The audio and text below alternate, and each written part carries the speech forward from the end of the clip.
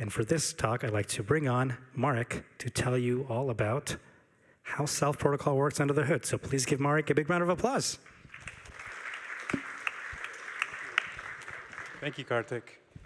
Hey, everyone. It's really great to be here. My name is Marek Olszewski, and I'm going to be talking about Self Protocol today. If you like this talk, you can find me at Marek_ on Twitter, and you can learn more about Self Protocol at Self Protocol and self.xyz. Previously on Pragma, we introduced Self Protocol at ETH Denver.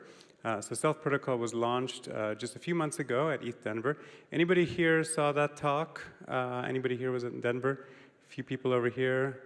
Okay, very few people. That's great. So you guys will appreciate this content. And so Self Protocol is a new decentralized identity protocol that really is aimed at solving some of the biggest problems in Web3.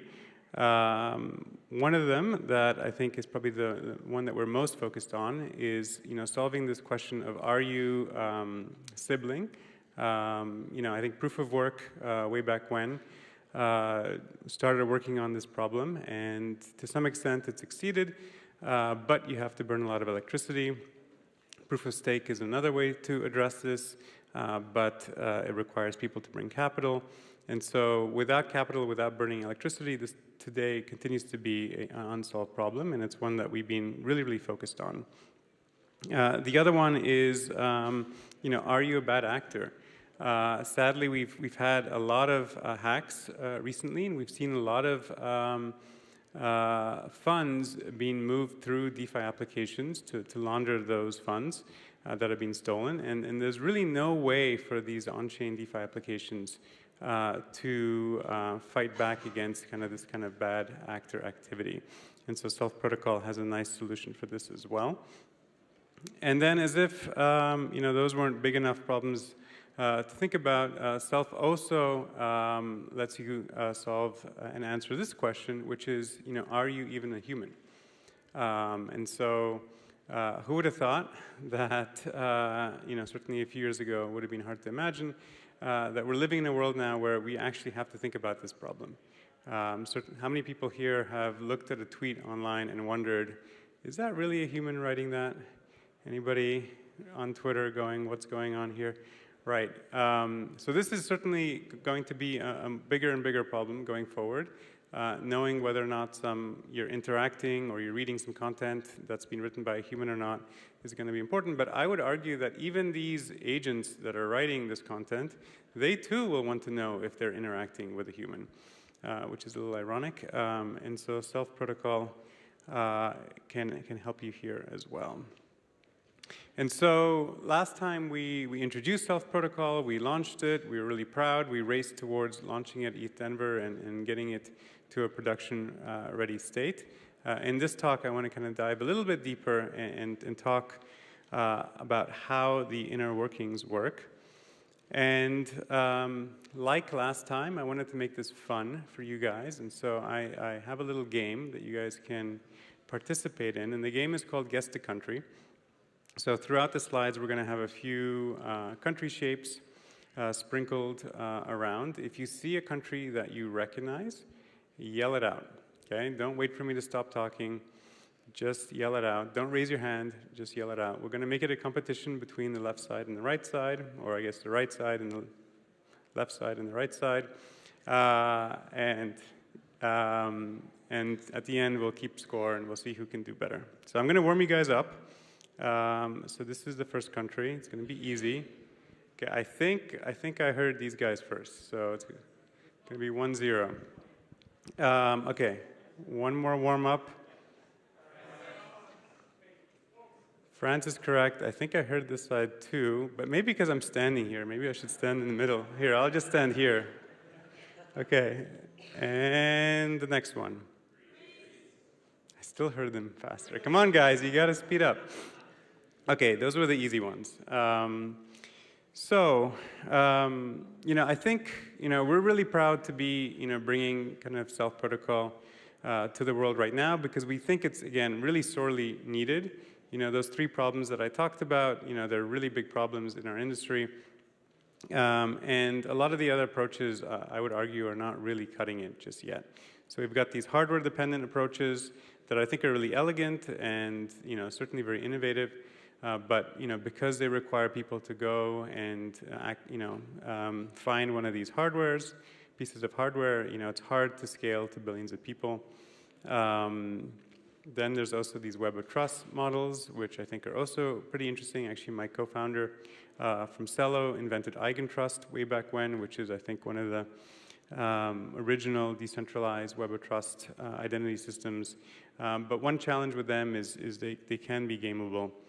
And then, of course, you have people, creating these centralized offerings that then maybe create these on-chain attestations. And, of course, those are centralized, so they come with a whole slew of issues. And then there are also issues around privacy. If those centralized entities ever get hacked, then your personal data might be, out there. And so that's not really ideal.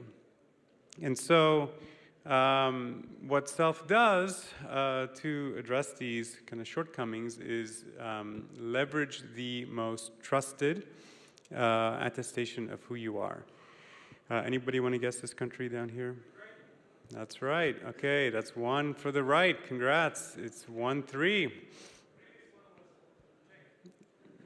And nobody guessed it? Okay, 2-3 now. Yes, this one I thought would be an easy one, but I was surprised that nobody mentioned it till now. So nice call out. Don't be shy. This is a safe space, everyone. Yeah, and so passports are actually a perfect thing to use for decentralized identity, in part because they're issued by many countries. And so there's no one, centralized actor. It's, there's around 200 or just under 200 countries out there in the world. So that's really nice. And they're actually quite difficult to obtain.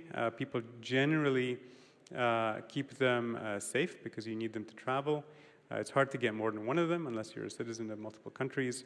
And they're also machine readable. Who knew that you can read your passport with your phone? Okay, you guys are ahead of the curve. It's great. For those of you who aren't familiar with this, if you look at the bottom of this passport, you'll see this little gold rectangular and circular logo. That means that this is a biometric passport. Next time you look at your passport, see if you have that logo. It means that there is a microchip inside your passport, and that microchip stores your personal data. That's right. Okay, 3-3. I'm going to go back to this side now. See if I'm biased again. So inside the passport over here is your biometric data encoded inside that chip, and it is signed by a certificate authority chain leading up to a country-wide signing authority, certificate authority. And they did this so that it's harder to forge passports. So each passport can effectively be authenticated by just reading the data on the NFC chip and then verifying the signatures going up to this root certificate authority. And so if you have access to every country's certificate authority, and there's not that many countries, so there's not that many of these certificates, it's easy to have them already on your device. You can effectively verify the authenticity of your passport. And again, they did this to make it harder to forge these passports. So next time you enter a new country, if you see them kind of holding your passport down on a machine face down for a little bit of time, usually that means they're reading the NFC chip and they're validating whether or not you have a forged passport or not. And so that's pretty exciting because we can use that for a decentralized identity protocol. And that is right. So now it's 4-3. And what's amazing about blockchains and smart contracts is that you can actually verify this without a counterparty. So you can verify this in a smart contract. And if you were to do that, you'd probably run into gas issues and maybe some privacy issues, and so that's not what we do. Instead, what we do is we verify it inside a ZK snark, and then, or we prove it inside a ZK snark, and then we verify that snark on chain. And that effectively allows us to prove in zero knowledge and without a counterparty that you have a valid passport on chain. And that's pretty exciting. And once you've done that, you can then start, that is right, 4-4. This is really close. I love it. Sometimes it's really lopsided, so I'm glad that you guys are keeping the competition alive. Once you've done that, you can prove various statements about yourself in zero knowledge to third-party applications. And so, for example, you can prove, that you're just a citizen of any country without revealing which country. That's pretty exciting because, again, you can use that for Sybil resistance, right? You can prove that you're from a specific country. Say that you have a protocol where you want to target specific, people in specific countries. You can do that. You can also prove that you're either above or below a certain age. Certainly, like being above a certain age is useful for showing that you're an adult, but we're also talking to some dating companies, and they seem to want to be able to prove that you're under a certain age. And you can do that without revealing your actual age, and so it's privacy preserving. You can prove that you're not from a set of countries without revealing which country you are from. And you can also prove that you are not on the OFAC list without revealing anything about yourself. And so, again, you can prove this in a decentralized and privacy-preserving way on-chain so that folks could build DeFi primitives that could prevent bad actors from accessing them. And these proofs can then be associated with wallet addresses. So again, you can prove that you're not on the OFAC list and you want to associate this address with that statement. And you can then prove another statement with another address, and those two proofs can't be linked together. And so that's really, really quite elegant as well. And so what does the whole experience look like, and how does all of this work? Well, it looks a little bit like this. There's two steps. The first step is, that is right, 4-4. First step is to scan your passport. So we have to take a picture of your main page. We need that to be able to decrypt the data on the NFC chip. That's a privacy feature that passports have. Next, you do the NFC scan. And as soon as you've done that, we are ready to start generating those ZK snark proofs. Once we generate the proof, we can submit it on chain. Then it's verified on chain. We're waiting until the verification happens on chain, and once that's done, you've registered. And so it's really, really quick. If you have your passport with you, if you traveled from overseas and you brought your passport with you, definitely recommend going through this onboarding flow. Once again, it's really, really easy. And that's the first step. And so what's going on here? There's a few, I think I heard it here first, which means we're 5-5? 5-4. 5-4, okay. So the first step is to generate that zero knowledge proof. And that zero knowledge proof is, once again, verifying the certificate authority chain.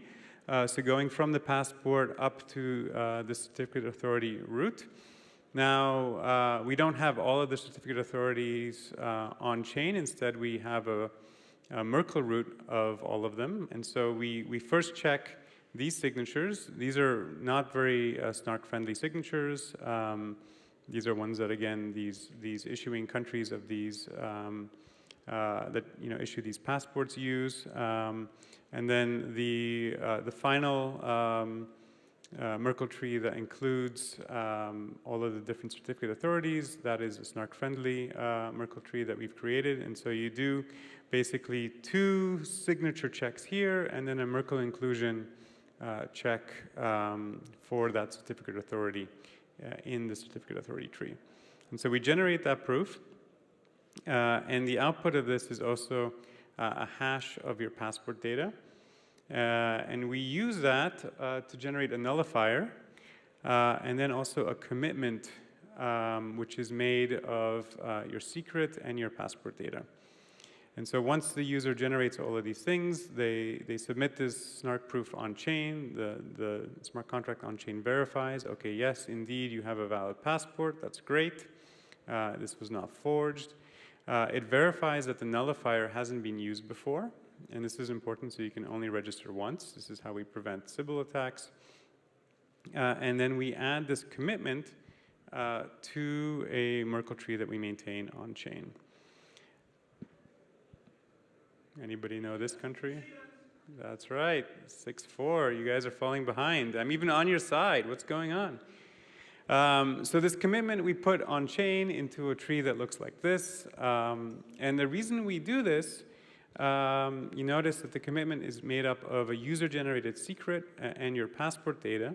And the reason we do this is we want to make it so that even your own issuing country can't see what you're doing on Self protocol. Because your issuing country, and actually any country that you go visit that scans your passport, has all of your passport data, right? And so we don't want these organizations to necessarily be able to see what you're using Self protocol for. I think you yourself probably want a level of privacy. And so the way we do that is every user generates a user-generated secret, and the commitment that they make to this tree is composed of both that user-generated secret and the data. And then we'll talk a little bit about what happens with that in a bit. Switzerland is right. It's a hard one, actually. It's a funny shape, actually. A lot of mountains and valleys in the bottom. So I think that's 5-6, right? Okay. So once you've registered, you can start interacting with these third-party dApps to disclose information about yourself. And so this is what the flow looks like. Looks like this GIF is not looping, so I'm just going to go back and forward again. Oh no, too much talk of Switzerland. Okay, I'll just describe what you may have seen. We have on the home page, we have a button with a QR code scanner. And so you press that button, and that brings up the camera. And the first step is to scan the QR code that your dApp that you want to interact with generates. That dApp shares in the QR code what you would like, what the dApp is asking you to disclose to them in zero knowledge. And then that pops up on the app. It lists everything out for you so you can take a close look. And if you approve of what it's asking you to prove, like, for example, that your age is over a certain number or that you're not on the OFAC list, you can press approve, and it generates a proof, and it gets shipped on chain, and you're good to go. And it's super quick, so quick that it went by really fast, so apologies for that. And so what's going on under the hood here? This is a harder country. It's not Egypt, but you guys are warm.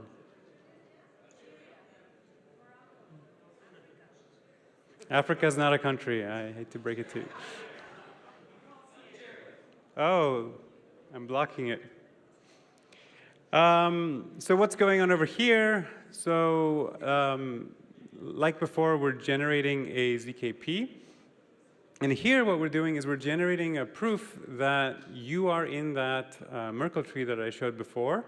And so you're effectively revealing that you know of that user-generated secret and of your passport data that's previously registered. And if you can do that, then you've proven that you've registered. And then you can also do a ZKP to prove whatever statement you're interested in revealing, like you're not on the OFAC list. In the case of not being on the OFAC list, it's a Merkle exclusion proof that we do. And then, since a lot of these dApps typically don't want you to do this multiple times, there's a dApp-specific nullifier as well. Kenya is right. Someone was looking in the map, I think, for a while. But still, that was not explicitly disallowed, so I will give you the point. 7-5? Okay. And so one of the really nice things about this design is that, once again, when it comes to interacting with third-party dApps, your passport data isn't used in this nullifier. and it's not used at all in these proofs. And so you are fully keeping your information private from any country or any person that scanned your passport, which is really, really, really nice. And so how does all of this look like from an architecture perspective? That is not Alaska. Alaska is also not a country.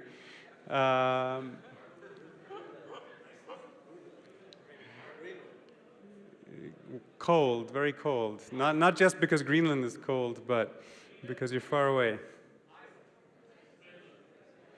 Think more east. So everything starts with a passport. Then we have a mobile app that I would highly recommend you guys install and check out. I mentioned that there's this user-generated secret that's really important for preserving your privacy.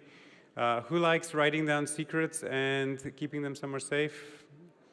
Only one person. That is why we automatically back it up to the cloud using the iCloud key store, and then if you're on Android, to the app-specific part of Google Drive that only your app can read. That is correct. The right side continues to be on a roll. I think that's 8.5 now, yeah. Once you have that secret on the mobile app, you can construct these proofs, but generating these proofs on chain or generating these proofs on a mobile app is difficult.